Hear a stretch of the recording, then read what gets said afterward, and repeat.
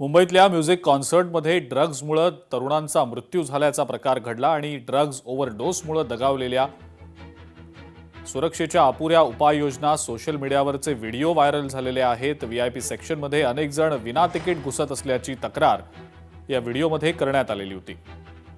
2 तरुणांचा या ड्रग्जच्या ओव्हरडोसमुळे मृत्यू झाला आणि या कार्यक्रमामध्ये सुरक्षेच्या अपुऱ्या उपाययोजना असल्याची माहिती सोशल मीडियावर एका व्हिडिओच्या माध्यमातून व्हायरल झाली।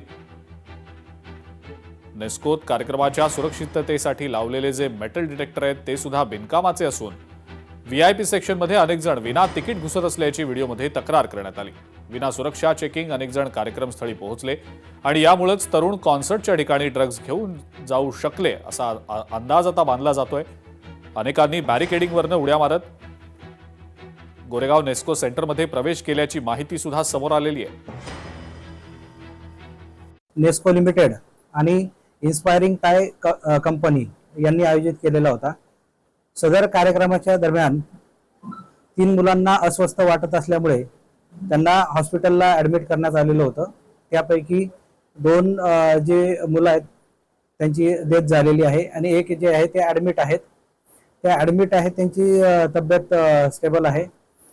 सदर याच्या अनुषंगाने आपण वनराई पोलीस स्टेशन येथे गुन्हा दाखल करण्यात आलेला आहे। सदर गुन्ह्यामध्ये अद्यापर्यंतच्या तपासामध्ये आपण एकूण 6 आरोपितांना अटक करण्यात आलेली आहे आणि सदर जो गुन्हा आहे त्या गुन्ह्याचा जो तपास आहे पुढे सुरू आहे।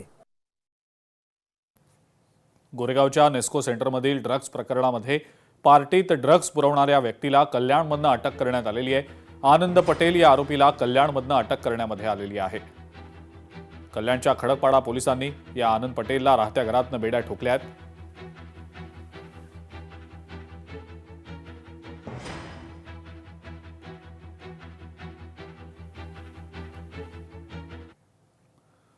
तर तिकडे पुण्यामध्ये सुद्धा खुलेआम ड्रग्ज विक्री सुरू असल्याचा प्रकार समोर आलेला आहे। ड्रग्ज विक्री करणाऱ्या आरोपींना पुणे पोलिसांनी अटक केलेली आहे।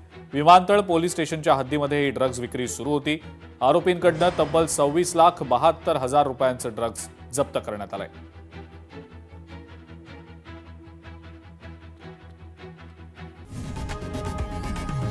लोकशाही मराठी ऐका, पहा, जागरूक रहा।